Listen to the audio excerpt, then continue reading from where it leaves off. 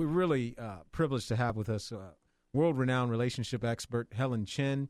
Has been in over 200 publications across the world, including the United States and other countries, and she's written the book, The Matchmaker of the Century.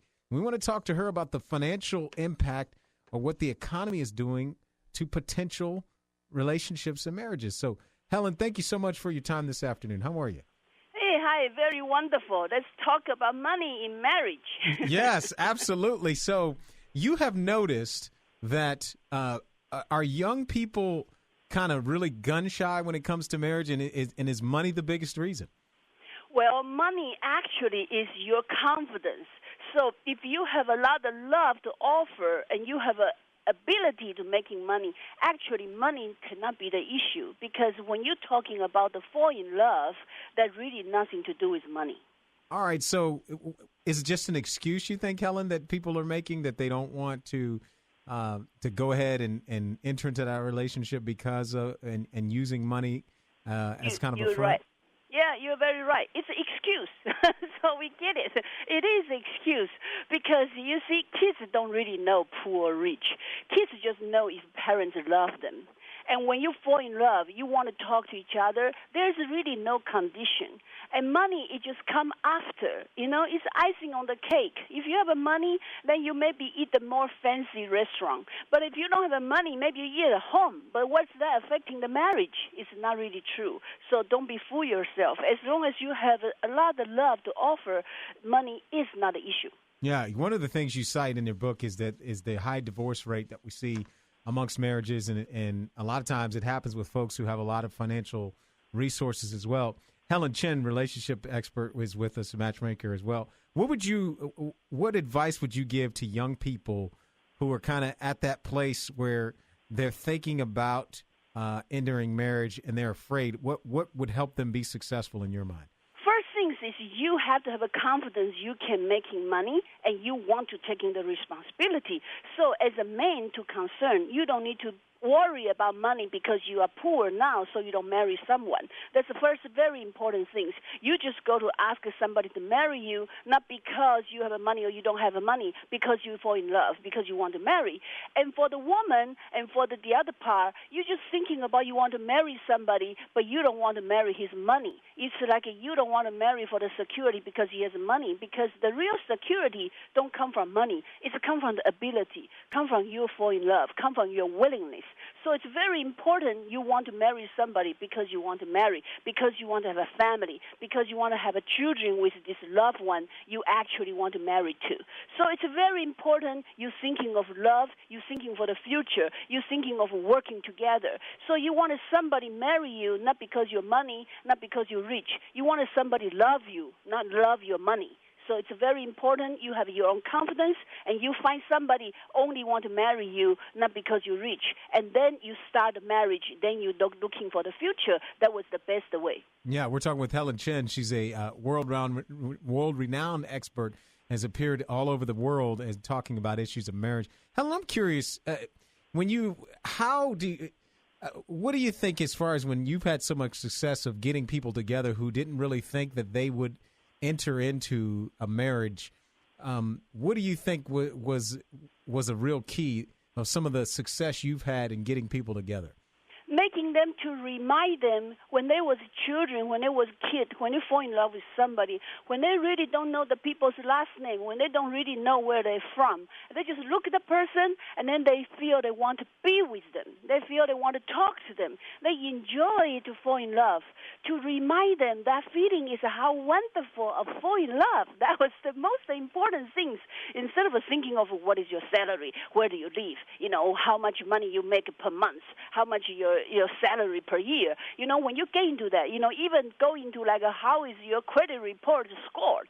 I mean, you're already very far from falling in love, Mm-hmm. So it's very important. You're thinking you want to fall in love with somebody. You're holding his hand and you feel wonderful and you want to be with him. You want to be the rest of your life to dating with him. That feeling is so important, and you need to remind yourself of that feeling. And we all know how they feel. Yeah. Now, when you look at the United States, because you've worked around the world, is this an issue with money?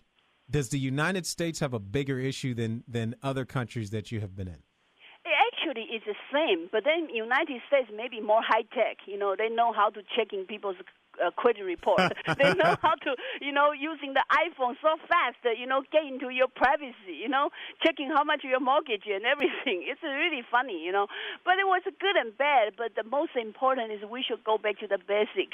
How do you feel for the person? Because after all, when you die, counting how much money you have. You're counting how many people you love, how deep the people who love you. You're counting about is people your loved one betray you. Not like how much money you give to the person or the person give to you.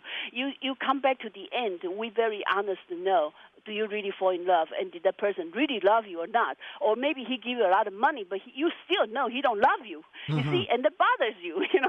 So it's very important is you're really honest to yourself, and that's really better since you was a young kid. You know that feeling, and we should keep the marriage as younger as possible to marry and then build up instead of after you get old and all you thinking the security is money. So and that is already wrong sidetrack you because fall in love is really nothing to do with money. Do you think that young people are mistaken in this area? Is there a disconnect, Helen? Are they not getting the message from parents that they can make it? What do you think is happening with young people these days? What happened to young people is two things. One thing is society. They like to compare what kind of car you drive, how big house you buy, and then, how much is your salary. And everybody compete. Like, well, how come you're working so long you don't have a house? Or why you still drive such a not nice car? Such a things. And then another thing is the parents. Parents kind of want you to have a good life, which was very beautiful intention. But then they're teaching you, don't marry somebody don't have a financial security, or don't marry somebody, they don't really have a house. Then you're going to have a suffer. You're going to have a painful life. And as a parents, is a good intention, but then they give kids a wrong education.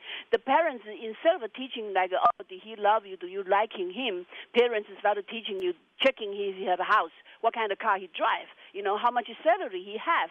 So this is the whole society and the parents' education misleading this young kid. Then they become no self-confidence because they're thinking, my salary is so little, so nobody will look at me. Or like, girl will not date with me because I don't have enough job or house. So they're waiting for they have a financial improvement. Then they want to ask the woman marry them. But actually it's wrong because when women really love you, if you don't ask them to marry you, you're missing the timing. Okay. That's a story for another day as we've run out of time. Hellen Chen has been with us. Helen, where can folks find more of your work and your advice about how relationships is as simple as it seems? It's very effective. You've had a lot of success with it. Where can folks find out more information? Yeah, I am thinking about people. The best way is looking the book I write. They can find the Barnes & Noble, the Matchmaker of The Century.com, or they can see the Apple and ebook. And the most important the message is you should date the rest of your life. So you marry first and date after you marry. All right. Well, Helen, we hope to have an opportunity to talk with you again, but thank you for being with us today. We really appreciate it. Thank you so much. A nice day. You too. You take care. All right. Bye-bye. That is Hellen Chen. And, again, has appeared in over 200 media outlets around the world. And the advice, very, very simple. Hey, stop using all the material things and get down to the real stuff. And she's saying young people are really not kind of growing up with that message these days, and that's why we have a 50% divorce rate.